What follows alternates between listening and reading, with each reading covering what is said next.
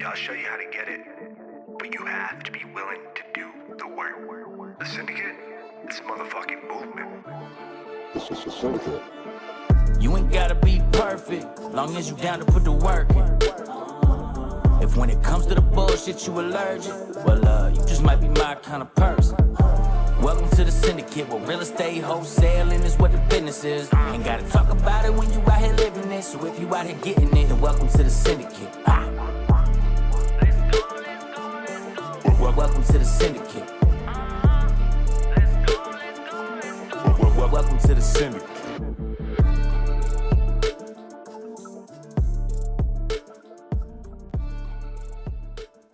Hey, what's up, guys? Super excited today. We have Jon Lallande with us today. Jon, thank you so much for joining us, man. Dude, thanks for having me. I'm excited. I'm excited too, man. I've heard nothing but good things about you. And man, I love talking sales and super excited to learn your story and get into it. So for people who might not know you yet, can you kind of introduce yourself and share who Jon is? Yeah, my name's Jon Lallande. I'm actually a former reconnaissance sniper.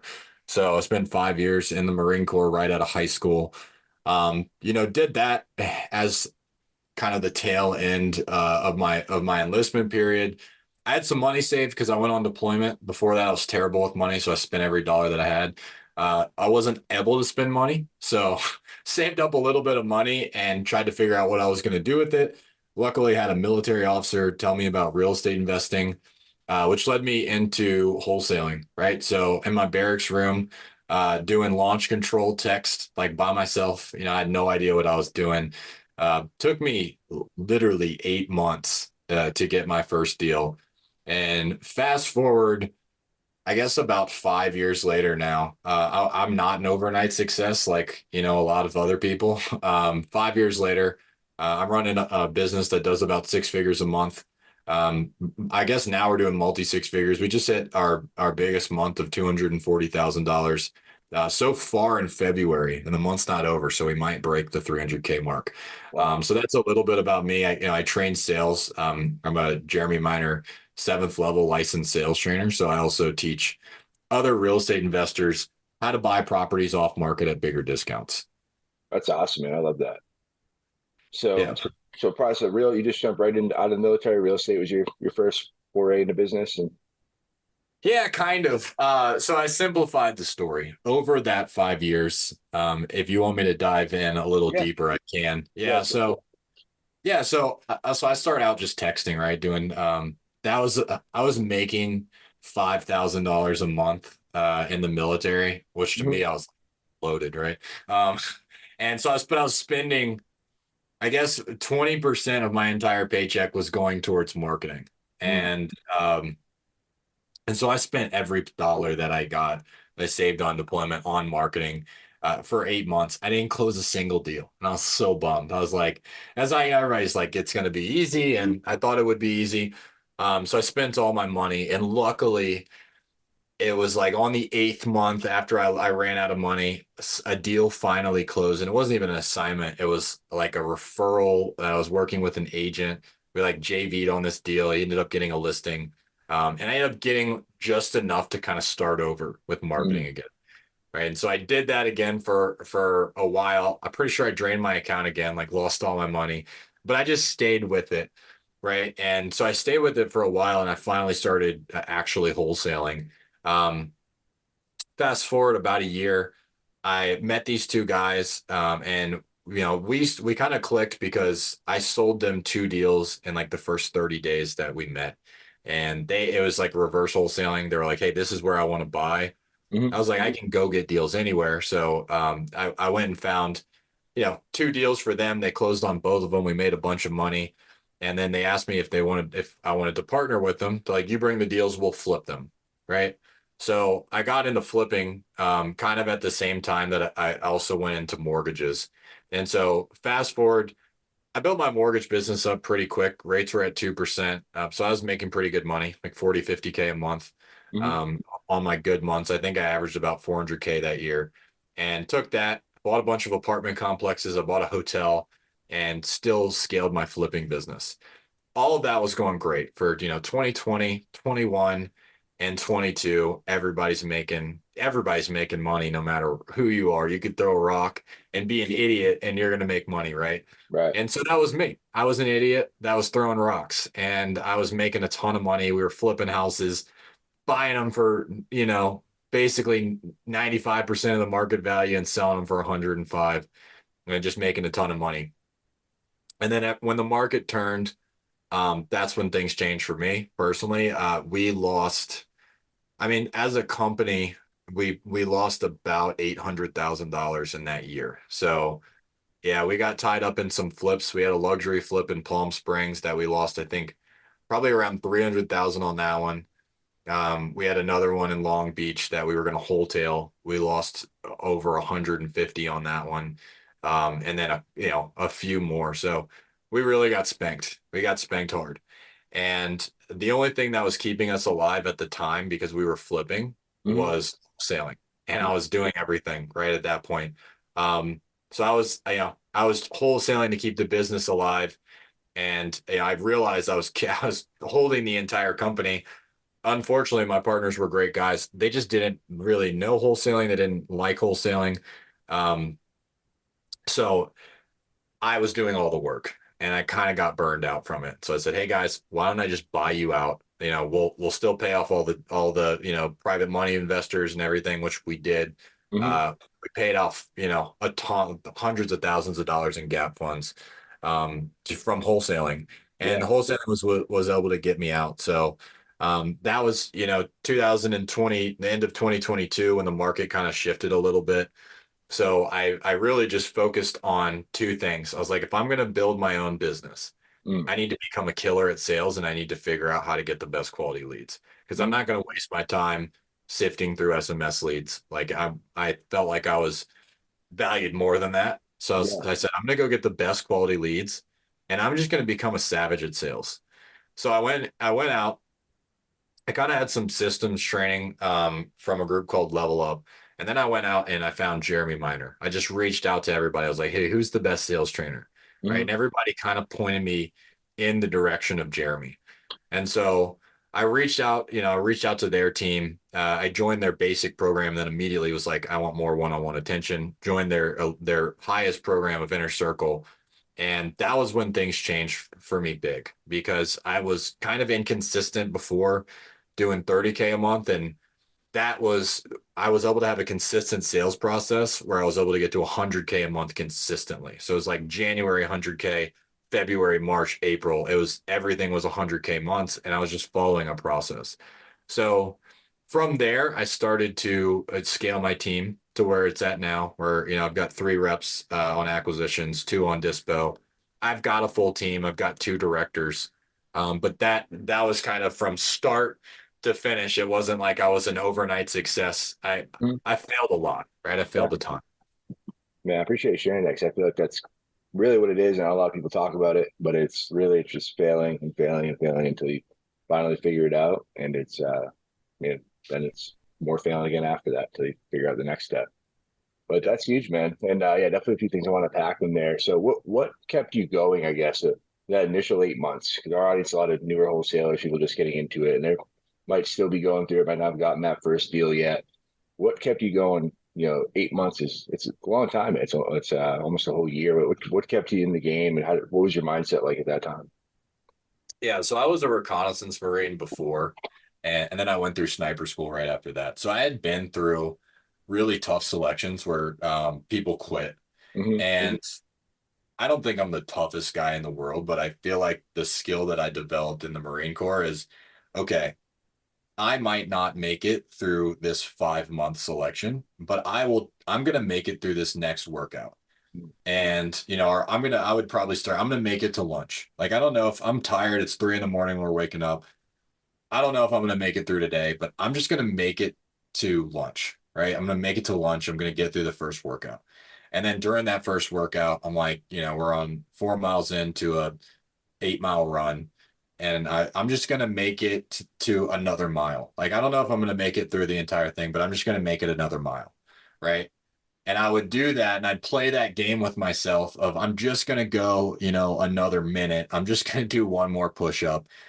And that was kind of the same mentality that I brought over to my wholesaling business. Was I don't know if I'm going to be successful with this wholesaling, but I'm just going to send out, another 500 texts. I'm Mm. going to send out another 500 texts. I'm going to call another 5 people. Like, I don't know if anybody's going to call. I'm just going to call another 5 people. Right.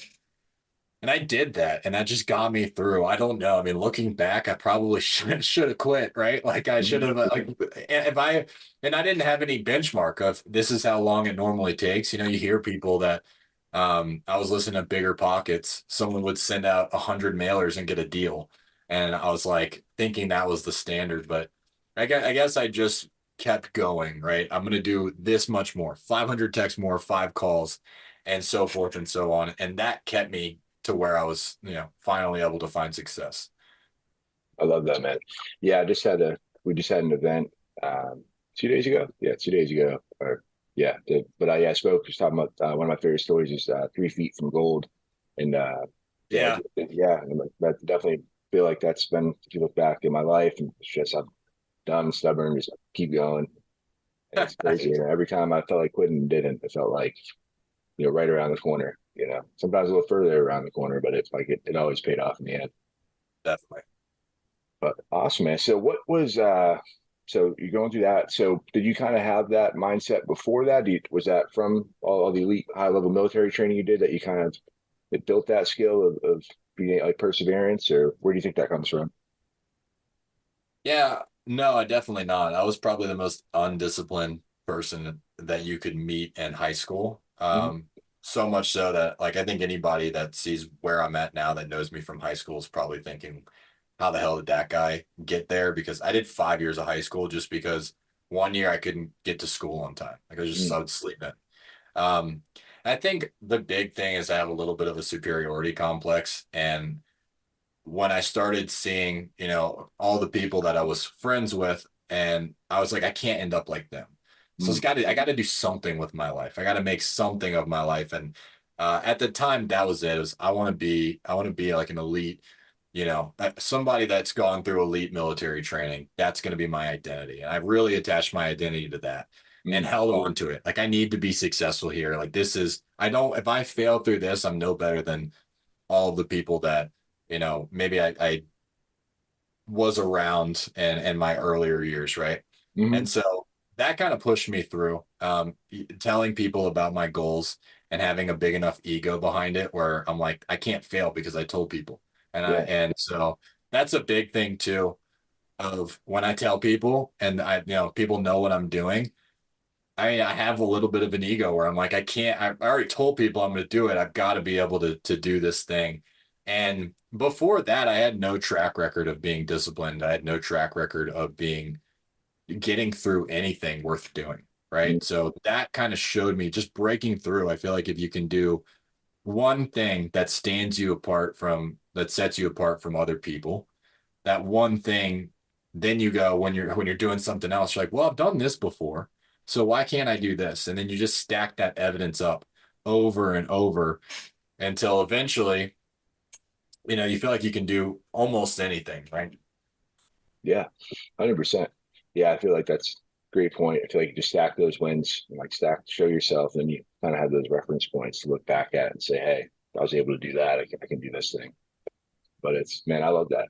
Now, we just had an Army Ranger on the show a couple weeks ago. And man, it's one of the questions I asked him, and I want to ask you as well. You've also been through super elite training, and what are some of the takeaways, or what were some of the things your military career or going through the training, or just really going through that you were able to take and apply to real estate?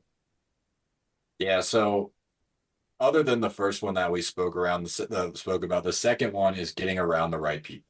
Mm. And so I remember a pivotal point in my military career when I went through my recon training where I saw the guys that were doing really well, and they were just, they were always at the top. On every swim, every run, they were coming first. And I just started to eat lunch around them. Like, hey, I'm gonna go eat lunch with those guys, Mm. right? And I wasn't the fastest guy at the beginning, right? And I wasn't the fastest swimmer, but I just started hanging around with the guys that were. And it's strange because just that alone, I guess, tied my identity. I need to be around these guys because these are my friends and I need to be doing what they're doing. And so I just started to do that. And it was almost like unconscious. I never wanted to be at the back of the pack, right? I always wanted to be at the top with the guys that are doing really well. And that same thing carried over in business. When I got out of the military, my goal was I want to make 60K a year. That'd be awesome. I can't imagine if I could make the same amount that I made in the military, but doing real estate. That'd be so cool. And then I get out and one of the guys, two of the guys that I partnered with were making $1 million a year. And then I felt, I didn't hit 1 million that first year, but I hit 400,000 with my real estate as well, probably like closer to that 5 or 6. Right. And I never would have thought that I could do that. It's just my friends are doing this, and maybe you don't hit 1 million, but you will definitely get closer than if I would have stayed in the military and stayed hanging out with my military friends. Probably would have gone and got a job similar to what they were doing as DA or SWAT or just to maybe go join a police force and make 60K a year. And that would have been my life. But I just got around a different group of people. So that was a huge thing, right? And then I think the other thing is the cool thing about the military and the selections that I went through, sniper school was a little different, but as far as recon training, most of it was just, you just don't quit.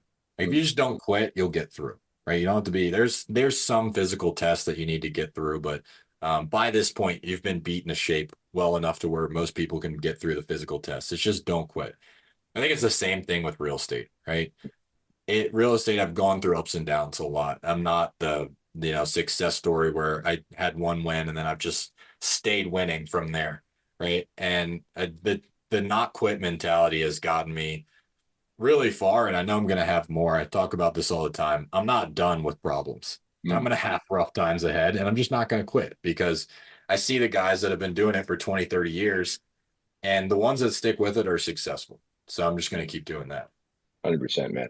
I totally agree with that. Yeah, I think if you're not having problems or new problems, you're not growing, and you're just staying where you're at. 100%. Yep. But I love that, man. So thank you for sharing that. Now, I'd love to get into, what are you doing? I mean, I guess what are you doing differently than other wholesalers? I mean, I'm lucky enough that I know a lot of people in the industry, and I know a lot of people that I've gotten to interview on the podcast, and we do a lot of systems and stuff. There's different companies, so we get to see kind of insight on how people run their business and operate. But yeah, the numbers and sort of the level you're operating at is you're crushing the game, man. What are you doing differently than most other wholesalers out there, you think? Yeah, so I think a year ago I was doing a lot different, and I think everybody's kind of catching up to something similar now, which is I don't do outbound at all. So I don't do SMS, I don't do cold call. And now you see everybody's running ads, right? You got to switch to inbound or you're going to go out of business. So I'm really big on inbound, but I think the biggest thing is you have to think, what are the factors that cause a wholesaling business to win over the others? And everybody has access to the same leads, but who can pay the most for the leads? The one who has the best sales team, right? The team, the best trained salespeople can pay the most for the leads. So when I realized that, that's what I went all in on. Everybody's got access. So I'll just tell you like the channels that we're using. Besides our own in-house YouTube marketing and Google PPC, we are doing that. It's doing well. We're doing, need to sell my house fast, lead Zolo, property leads, motivated leads, iSpeed to lead. Yeah. All these sound familiar, right? Everybody uses the same companies, right? But if you notice those leads, you have the ability to bid on those leads. And if you're the top bidder, you get the most leads. However, if you're paying $1,000 a lead, you need to be able to convert those things 1 out of 10 leads and have a $30,000 average profit per deal, or you are not going to have a good business. Right. So we're not doing really anything crazy on the marketing. We are doing YouTube in-house, which is working really well. We're getting pretty cheap leads, and I can definitely talk about that more down the road. But we really hammer on sales training. So, we've got the Jeremy Minor courses that we review every day. We treat it like, snipers in sniper school, where they're focused on shooting. Our craft is sales. And so how do we go through a sales process that most importantly is predictable? Because the most common mistake that I see salespeople make is they don't have a process. So they kind of just go all over. They're just like, I'm here. And then they wonder why they don't have consistent results, but they have an inconsistent process. So we train for an hour every single day on just sales. Monday, Wednesday, Friday, we're going to be doing role plays. Tuesday, Thursday, we're going to be doing call reviews, right? And what I want to see is on the call review, we're going to give them some coaching feedback. And then I want them to change that on the next call review, the next time they're up, right? And the same thing with role play. I'm going to give them feedback. I'm going to say, all right, we're going to work on the introduction of our script, what we call the connection phase. Now, everybody go out, go execute, right? Ready, break. Now come back and show me a call where you've executed that perfectly. And that's really the big difference between, I feel like what we're doing and a lot of companies do is a lot of companies out there will put, they'll do their sales training. They'll put their John Martinez up on the screen and then that they just leave it, right? They just leave it at that. Or they'll even go through, they'll go through the Jeremy Minor stuff and they'll say, hey, what'd you guys take away? And then they just leave it and they don't check back in on progress, right? And then another thing is I see a lot of the successful companies out there, until you get a really good sales manager, you need to have somebody that's showing the team what's possible. And so I'll still today I'm going to go make some sales calls after this. And I've got reps that can do that, but I need to go in and I need to show them, hey, this is how you handle an objection, and then show them live, because at the end of the day, if you're telling them something can be done and they don't believe it, they won't even try. They won't go that extra mile on objection handling, right? They won't ask that difficult question about what happens if you don't take care of this and the problem keeps getting worse. They're not going to ask those questions because they don't think that they're actually going to work. Yeah. And so I really try to emphasize leading from the front as far as sales and saying, hey, this is what that looks like. If I implement a new sales process, I don't just go and tell them. I'll show them, I'll make a call, I'll go through it and show them what a perfect process looks like. And I'll say, hey, here's what you guys can do. Right. And these are all relatively new things that I've been learning over the last 12 months. So I don't have it to 100% science. I'm not the guys doing 10 to $20 million a year. But that's what's helped me at least get to these big months of, for me, big months, 100K, 200K a month. Yeah, no, it's huge, man. So is your, so kind of just focusing on the sales team aspect of it for a bit. How many guys are there? Are you guys all in the same office every day? Are they virtual? How does that work? Yeah, so I live out of the country. I live in Medellin, Colombia. I've built my entire business living out of the country. Wow. And so I have one guy who's out of state, and then the other two right now are in state. One guy's in training. I've got another guy starting in next week. Typically my team, I usually have about 2 to 3 people. And what I've noticed is, you kind of always, if it's salespeople, they're hard to keep. Right. And I don't know what good retention is, to be honest, but I can tell you that my retention is about 50%. So you hire one and you let go one. Yeah. That's typically how, what I've seen, in this business and my business and kind of other similar businesses. Right. So, I've got 2 guys right now that are going to be in person, and I'm switching to an in-person model. But most of the deals that we've done in the last 12 months have been virtual.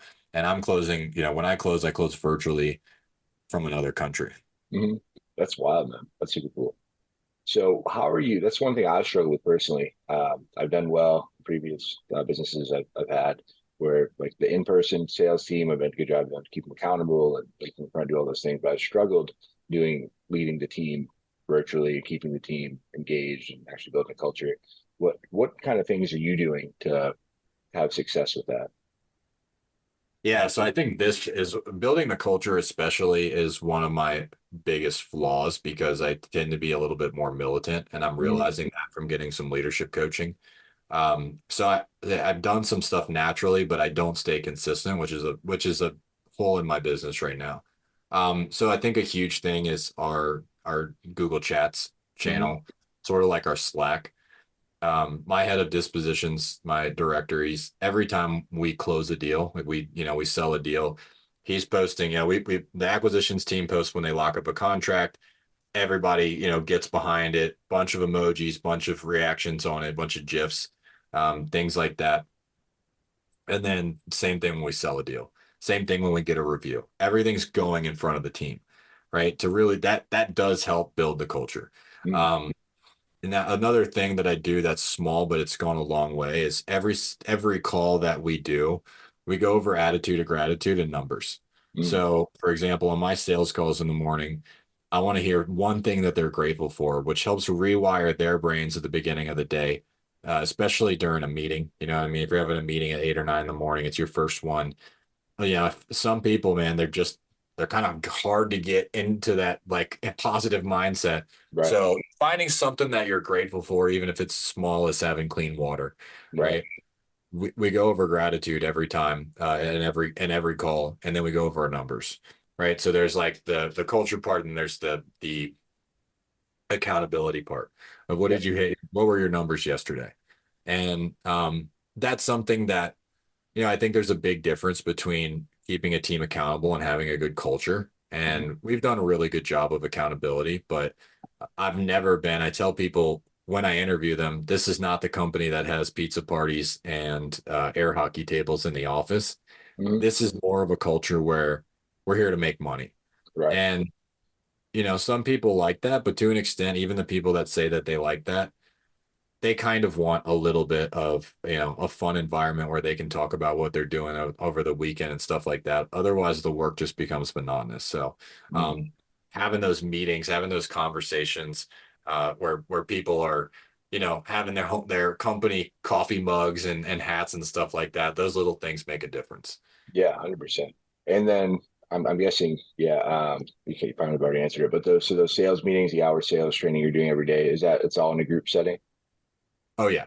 Mm. Yeah. So group settings, we do an L10, where we do a kind of like a weekly hype. Hey, these are the big wins. We just brought this person on the team. You guys are doing great. Love you guys. Go crush it. And I'll see you soon. Right. Like kind of those, everybody goes over their numbers for the last week. Everybody's got a different number. They should be short, like 15 minutes of just gratitude, numbers, wins. It's a hype meeting on Mondays. Right. Nice. So we do that as well, which has been pretty helpful. Awesome, man. No, I appreciate you sharing it. That's super helpful. So yeah, man, let's get into it, man. One of my favorite things to talk about is sales. So man, let's talk about sales. So what have you done any other trainings besides the Jeremy Minor one, or that was the first one you found, you said?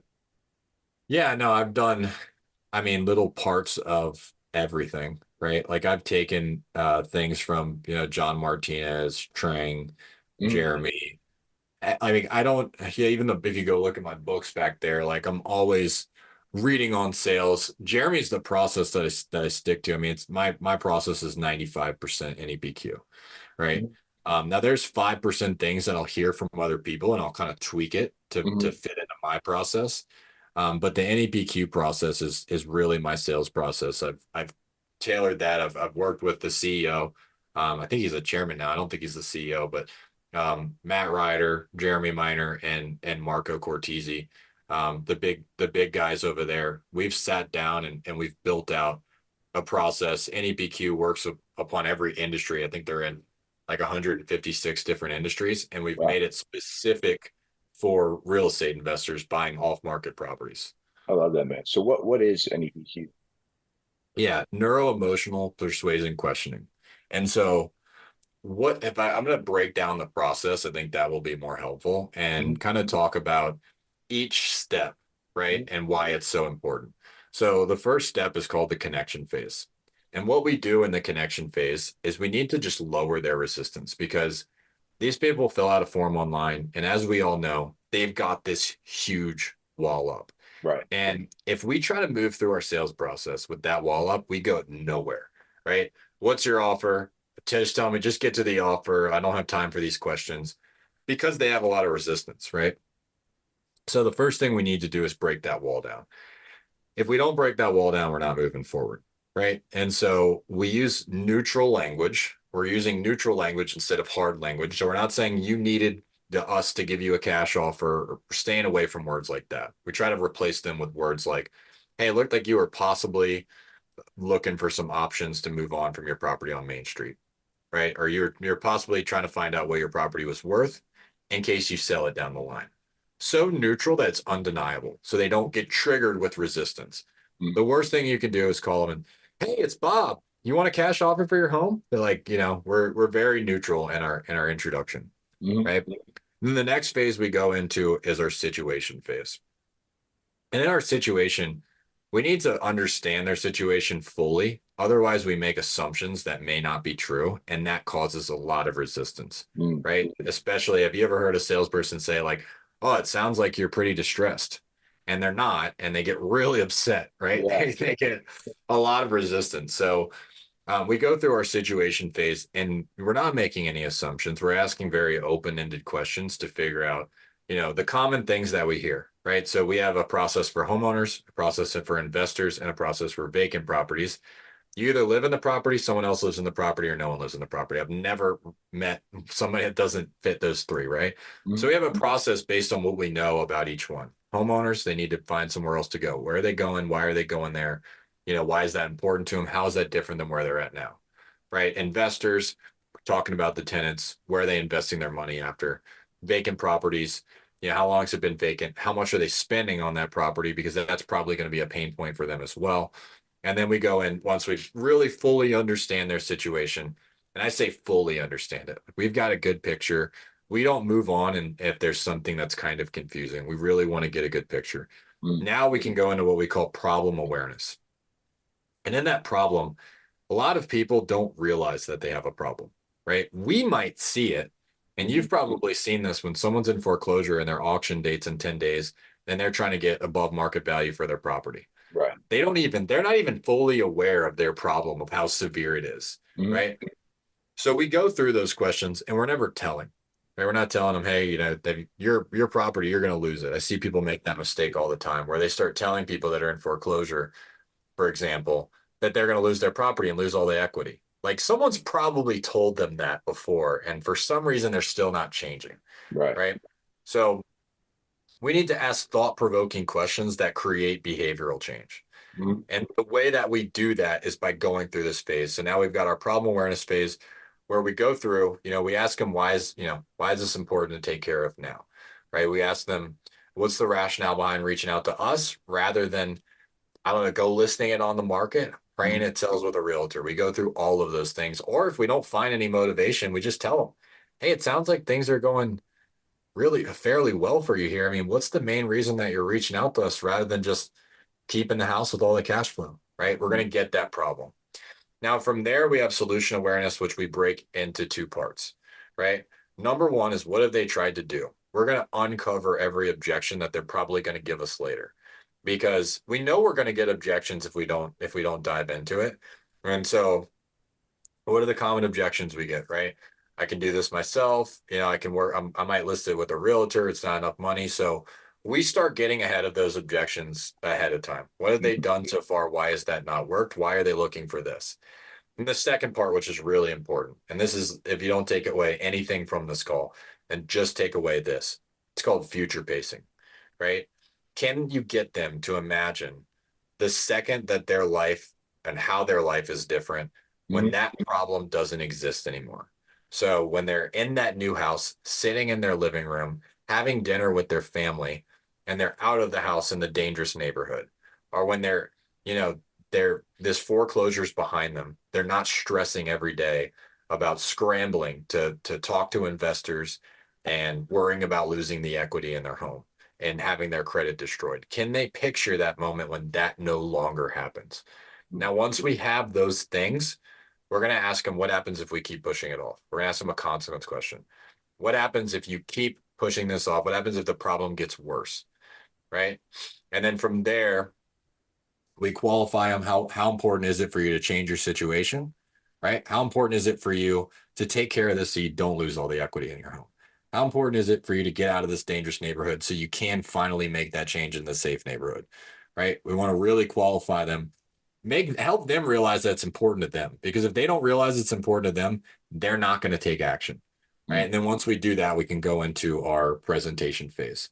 So that's our, we're basically, we're going through our options. And we're doing cash offers. We're doing MLS, right? Mm-hmm. We do basically those two options. We're not flipping properties right now. So we do assignments and we do MLS. And we really lean into the fact that we're going to sell it to an investor as a positive instead of what a lot of people do is they kind of hide it and they say like, we're the buyer. Mm-hmm. We basically tell them like, hey, if we're buying your property, we want a good deal. But like we've got investors that will pay a little bit more money. Mm-hmm. And so we're going to fight to get you the best offer. And this is the way that we're going to do that. So we flipped the script a little bit right there from what I normally see.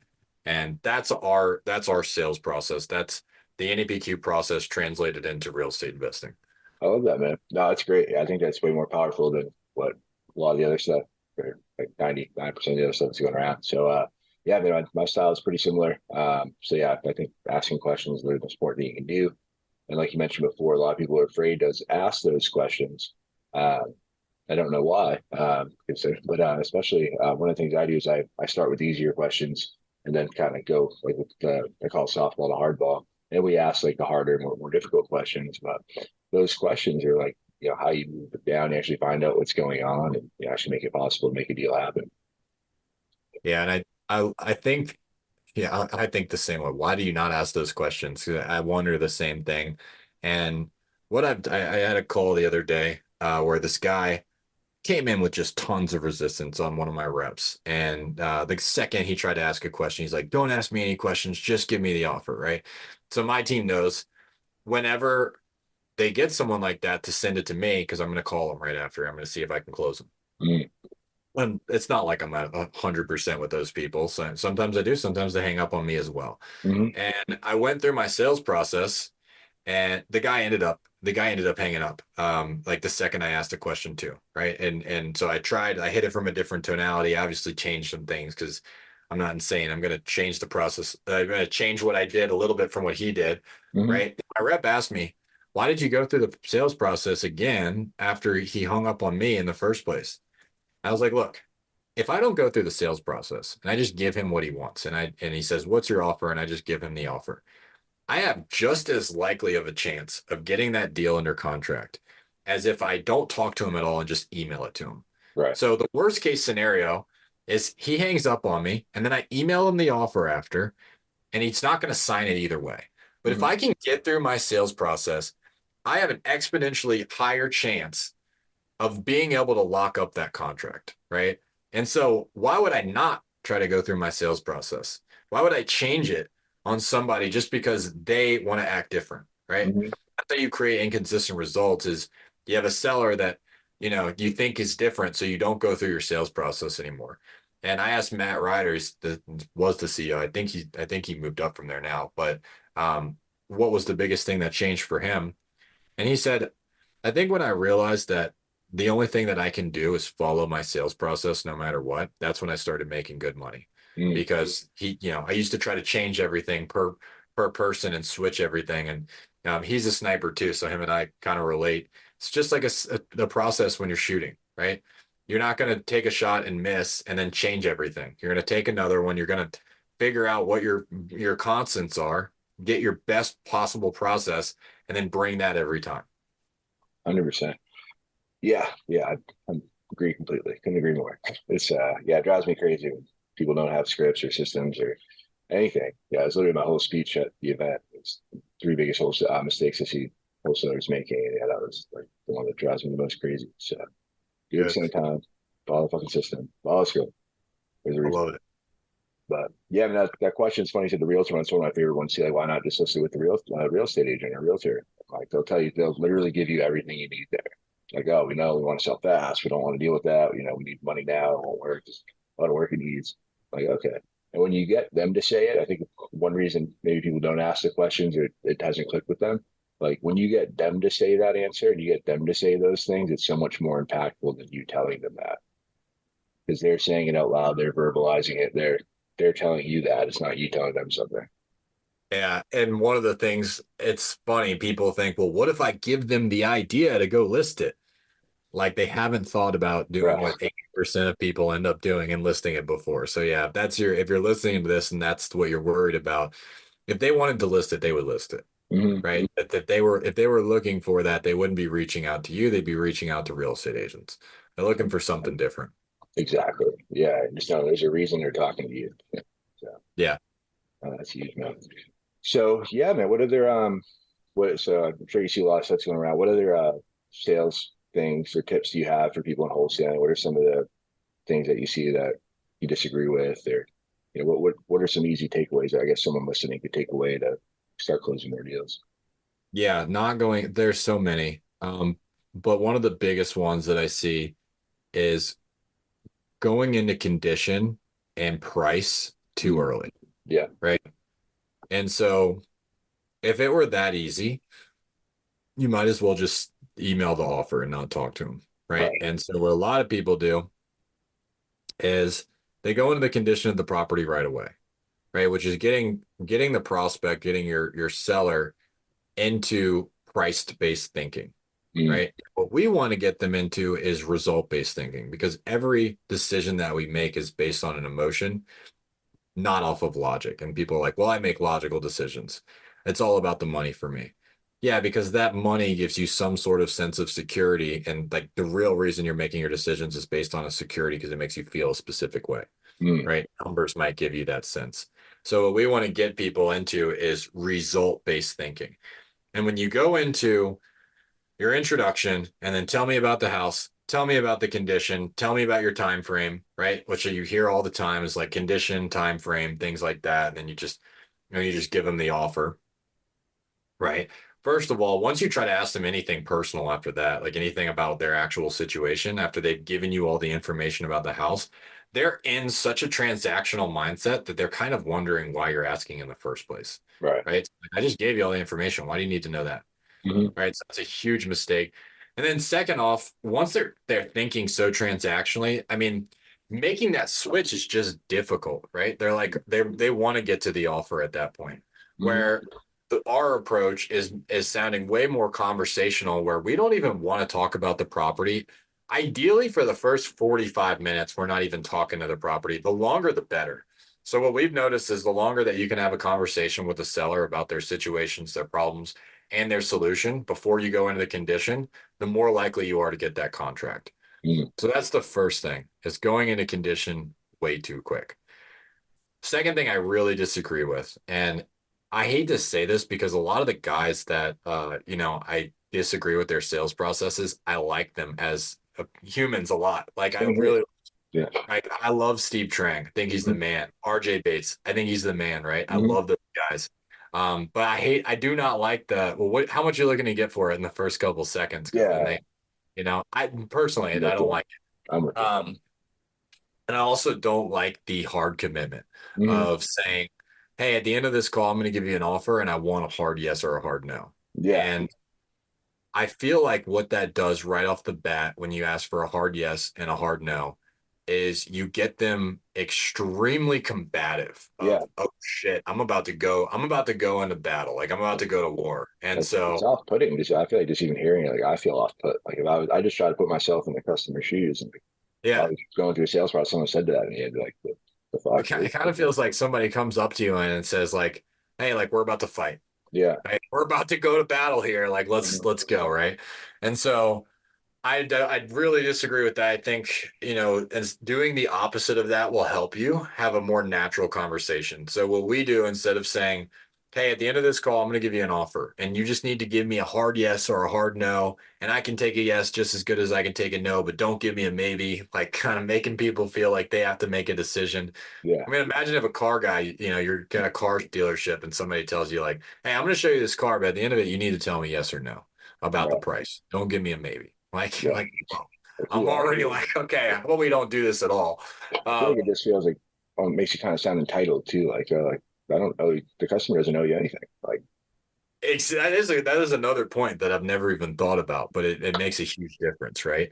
And so what I like to do in the beginning, instead of going into that hard commitment, is I like to downplay the call and make mm, it sound even more basic than it is. mm, Hey, this first call is really basic. It's really just more for us to find out a little bit more about the property, like the condition it's in and when you're possibly looking to move on from it, just to see if we can do any good for you. Because honestly, you might be better off just keeping it or listing it with a realtor. mm. That's my introduction. And what do they do when I say you might be better off keeping it or listing it with a realtor? They're like, They no, go, you're oh, wrong. They want to correct you. that, or they say, or they like, they go, oh, this isn't a sales guy. He's not going to try to pressure me into working with him. He's saying that I might be better off doing something else. Right. And I always like to start my calls with that, right? I like to say, hey, I don't have a ton of time. I've only got a couple of minutes, just this first call is just to see if we can help, because we might not be able to. And that is the truth. We might not be able to. They might be better off with something else. The thing is, 30%, 40%, sometimes 50% of people are better off with our product, which is, if you're closing 30, 40, 50%, you're doing something really well. Right. And a lot of people lose those sales because they're using those other tactics. So those are like probably the two biggest things. And I think the other thing of doing it sounds like and labeling someone incorrectly for them to correct you. Mm-hmm. I feel like what that does is it gets them in defense mode, and it sounds like you're not listening. Right. So if you say, oh, well, it sounds like you're doing really well financially, and they might correct you, you're right, and give you the answer of, no, I'm not doing well financially. But if you would have asked the question instead of making the assumption, right, and you just ask it more open, they feel like you're listening instead of you're making assumptions and you don't really fully understand them.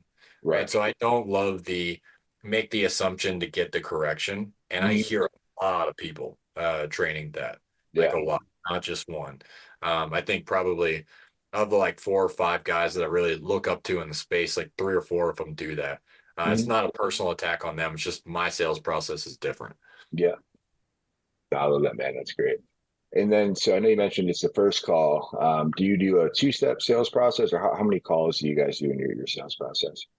Yeah. So virtual, I always want to try to go 1 call close. Our best deals, most of our 100K rips are from 1 call closes. And I think the reason that is because they just filled out a form. That's when they're the most motivated, right? They've felt enough urgency to fill out a form online, right? For inbound leads. So I try to do a 1 call close there.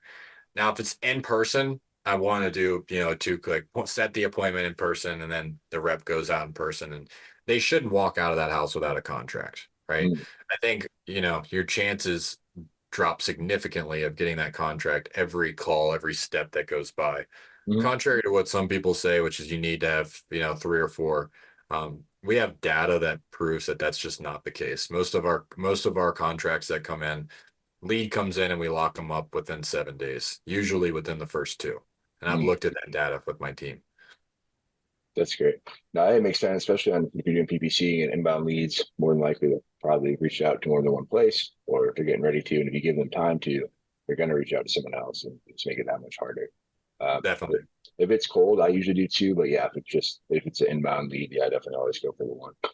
But yeah, I love that, man. No, that's great. Any other sales tips, any other things you have for people if they're, where I know you have an amazing Facebook group where you share a lot of this stuff. How can people find that group? And I think it's a great resource for people that are trying to get better. Go to facebook.com/investor sales coach, or if you look up NEPQ real estate, you can join our free group. I actually go live in that group every Thursday, and I do just usually a 30-minute to 1 hour free sales training. Just talking about, sometimes I go over calls, my own calls. I'll go over a call review that I did, different scripts that are working, different parts of the script that work. I kind of look at myself more as a scientist, so I'm always testing things and sales. I love it. I mean, it's one of the most fun things in wholesaling is testing new things in the script. And sometimes it works really well and sometimes it doesn't. But when it works well, I always like to share it with other people so they can get a little bit of a shortcut. You can also find me on Instagram, Jon Lallande 22. And you can see a little bit more of my content where I'm talking about my sales process, because it is a little bit different. Those are probably the 2 easiest ways to find me. I love that, man. No, that's great. Yeah, definitely go give them a follow. Check out the group. A lot of great content in there. Any other final thoughts or any other tips you have for people that want to get better at closing deals? Make yourself uncomfortable. So the biggest thing that stops people from finding success in sales and really in this business is they're afraid to be uncomfortable. And at the beginning, you might get my script, you might get Ky's script. and you go, well, I'm not going to ask those questions because it's going to be hard. And what if they say no? What if they get mad if I ask that question? Chances are they probably will the first time you ask it, because you don't ask it the right way, or you ask it at the wrong time. You ask it out of context, right? That will happen to you. And I guarantee you, that's definitely happened to me. Ky, I'm sure it's happened to you before too. Yeah. Right. And so understand that is part of the process of getting better, right? It'd be unrealistic to try to become a professional UFC fighter and never get punched in the face. However, some reason we go into these sales calls and expect us never to get punched in the face. The reality is those UFC fighters that are professionals have been punched in the face more than anybody else, just like good salespeople. Those good salespeople are the ones that have been punched in the face the most. So if you're listening to this and you're struggling to close deals and you don't know why, but you're afraid to ask those uncomfortable questions, get punched in the face and you will get better, right? That's the number one thing. And even if you're in a tough spot in your business, just know that it's all about getting punched in the face a couple of times. You're going to get punched in the face and you got to keep going. And eventually, just like Ky said, it's always that gold that you're 3 feet away from, right? So if you stop digging, you'll never find the success. But if you keep going, eventually you'll make it. And that's in business and sales. So that would be my final takeaway if you guys are listening to this. I love that, man. And then one more time, what is the best way for people to get in touch with you and the name of your group again? Investor Sales Coach. So NEPQ Real Estate. So Facebook.com/Investor Sales Coach. It's the NEPQ Real Estate Group.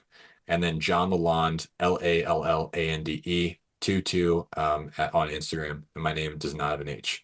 So Facebook is the best place if you want to shoot me a message on Facebook. I'm pretty good at responding there. Not super good at responding on Instagram. So that's the best way to reach out to me. Awesome, man. Well, Jon, thank you so much for coming on, man. I got a bunch of great takeaways. I know the audience did as well. We'll definitely have to have you come back again if you're up for it. Love to learn more about what you're doing with YouTube ads and some of the other cool stuff you guys are doing over there. But man, I really appreciate you taking the time to come on today. I appreciate you having me, man. I have to come out to one of your events next time I'm stateside. Yeah, man. Yeah, I'd love to have you come speak. Awesome. Thanks, brother. Hey, this is Ky Logue. Thank you for listening to the podcast. I truly appreciate you. If you want more of this information and you want to see these actually recorded live, go ahead, join our Facebook group. It's the Real Estate Wholesaling Syndicate. It's right on Facebook. Google it, you'll find it. Type it on Facebook, you'll find it. I look forward to seeing you guys in there. We give a ton of free information in there, a bunch of free trainings, free courses. You get all the scripts, contracts, everything you need, A to Z, absolutely free. And I look forward to seeing you on the group.